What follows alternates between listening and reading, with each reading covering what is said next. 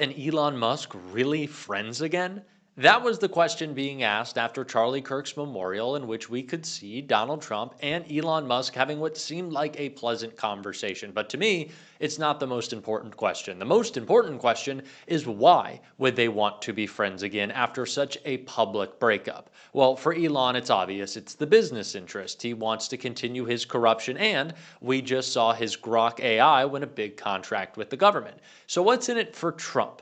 Well, of course, he wants to silence the man who started his Epstein scandal and has brought the most attention to it. But clearly, that hasn't worked, because once again, Elon has blown up the Epstein scandal as a new revelation comes out that we are going to get into. But before we do, if I could quickly ask you to leave a like on this video, and if you haven't already and you enjoy our channel, to hit that subscribe button, because it goes a long way in supporting our work. Now, before we get into how Elon is responsible for once again blowing up the Epstein scandal with new documents coming out, I want to start with the latest on the petition to make all the Epstein files public, the discharge petition that Lawrence O'Donnell gave us an update on right here.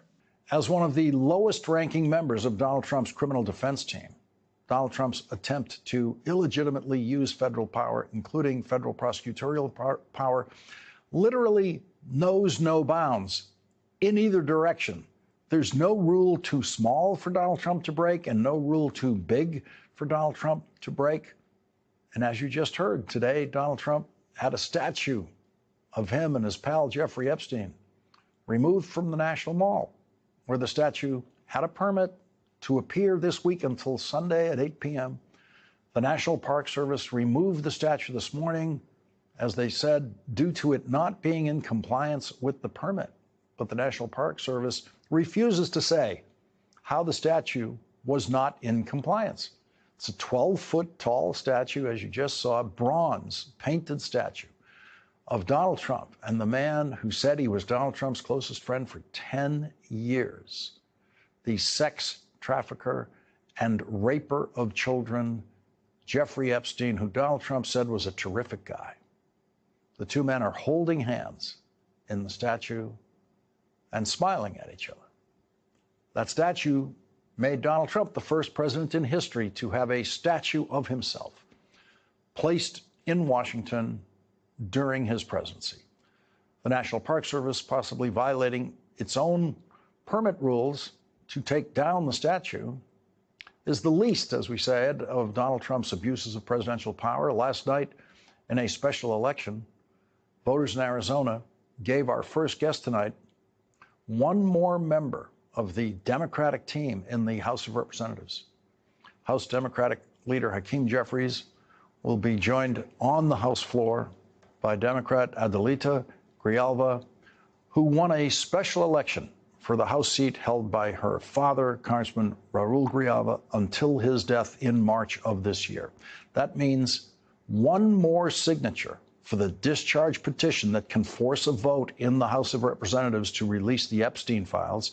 Semaphore reports that Republican Congressman Thomas Massie is, quote, declaring victory on his move to force a vote on releasing the Jeffrey Epstein files after the election to fill a vacant Arizona House seat.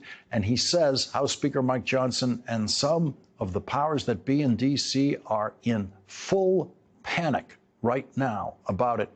They came back and tried to get the four of us to take our names off the petition, Massie told Semaphore after an event in his northern Kentucky district. They asked some of my colleagues who are co-signers, and they actually threatened them politically, not physically. Massie said if Johnson uses parliamentary tactics to evade a vote, that there's enough notoriety on this issue that people will know that he's sweeping this under the rug. He also said if there is language included in a bill to sideline the petition, those who vote for that bill are part of the cover-up.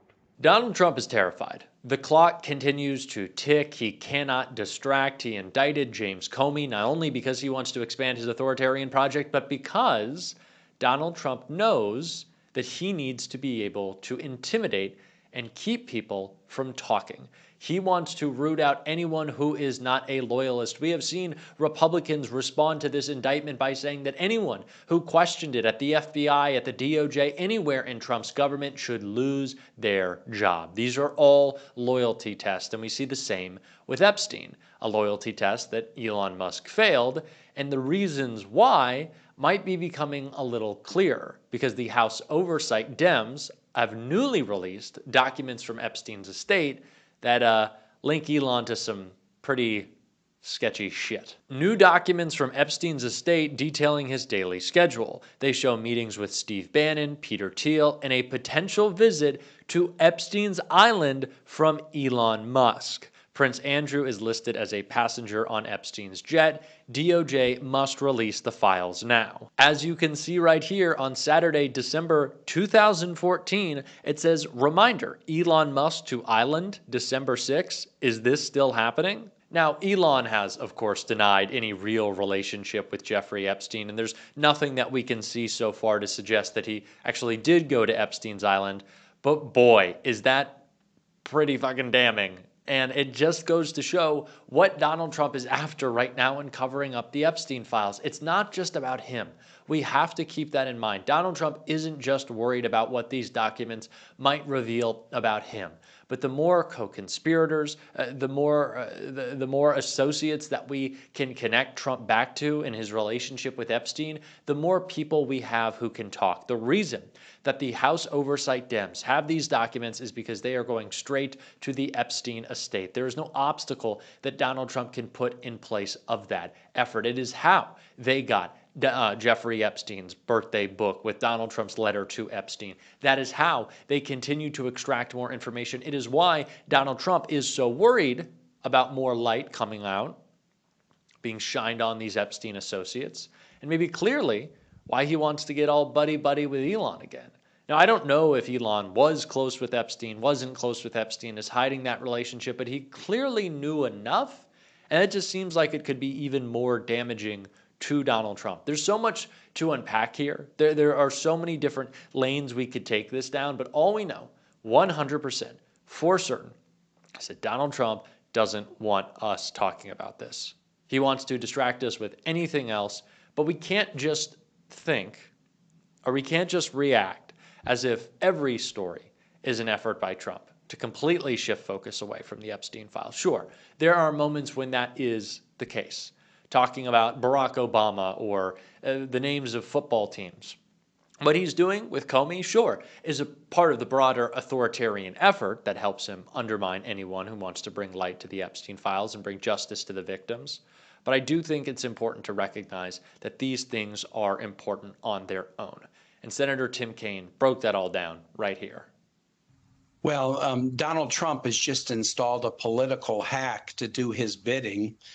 Since we talked, Jen, last week, Trump tweeted out essentially a challenge/threat to Pam Bondi saying, you're not going after my political enemies enough. I think that was supposed to be a private message, and it went out to tens of millions of people, and he deleted it because it's the kind of thing that gets cases thrown out of court for malicious prosecution. So he put in a loyalist as interim Eastern District of Virginia U.S. attorney who has no Virginia experience, who has no prosecutorial experience, and clearly he's told her, you've got to go after my enemies. But I'll raise it up one level. If you've looked at our Attorney General Pam Bondi's statement tonight, her statement on the indictment says, you know, we've indicted for the following reasons. And then the last line is, we will follow the facts in this case.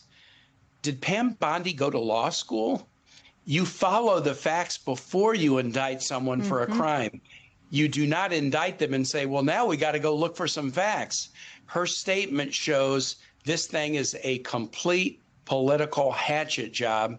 And I think it's going to blow up in the Trump administration's face, because having practiced law in the Eastern District of Virginia for 17 years, I don't see any of the judges in this district dignifying this political persecution in any way. I was just talking to Andrew Weissman about how Comey, and Comey also posted on Instagram and said, like, let's go to trial. Andrew said he could have a trial within 30 days, or that's his right, as I understand it. You can correct me if I'm wrong there. What does that look like? You said the rule of law should prevail. It doesn't feel like they have much of a case here that they've outlined. What does it look like if the rule of law prevails here? Well, it looks like there's, motions to dismiss the case for malicious prosecution. There may be some motion to dismiss it on the grounds that the U.S. attorney who is pursuing this is not lawfully in place. There's a statute that says when there's a vacancy, the DOJ can put an interim prosecutor in for 120 days. That 120 days had passed, and after 120 days, only the district court judges in a district can approve somebody to be the U.S. attorney. An article in the National Review, hardly a liberal publication earlier this week, said you can't put a new interim in to do your bidding once the 120-day period is passed. So I think the Comey attorneys have an awful lot of grounds to get this thing thrown out. Look, I've had major differences in the past with Jim Comey that I don't want to really get into, but the guy's entitled to the rule of law. He's entitled to fairness. He's entitled not to be victimized by a clearly trumped up political persecution. And so I'm going to do everything I can as the senator for this state to make sure that Donald Trump doesn't pervert our two U.S. attorneys' offices who have had a high standard for integrity. Donald Trump wants you to think that he is inevitable. And I continue to say this on the show because I think it is such an important mindset to break out of. In the beginning of Donald Trump's administration, he was lauding himself as the most popular incumbent in history, that he won a sweeping mandate, that the culture had fundamentally shifted.